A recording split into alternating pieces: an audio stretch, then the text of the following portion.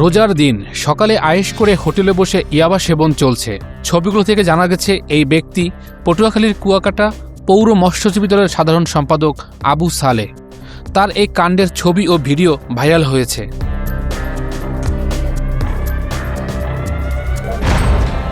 ওই হোটেলে নারীদের দিয়ে অসামাজিক কার্যকলাপ করারও অভিযোগ রয়েছে আবু সালের বিরুদ্ধে।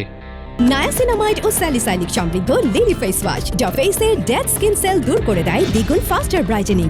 9 মার্চ সোমবার সকালে কুয়াকাটা পৌরসভার ৩ নম্বর ওয়ার্ডের আবাসিক হোটেল বেঙ্গল গেস্ট হাউসে এই কাণ্ড ঘটান আবু সালেহ, যা স্থানীয়রা গোপনে মোবাইল ধারণ করেন।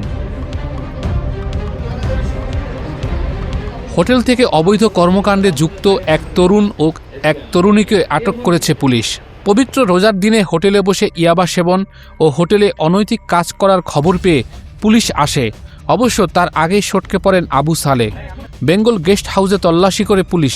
তল্লাশির সময় পাওয়া যায় ইয়াবা সেবনের সরঞ্জাম।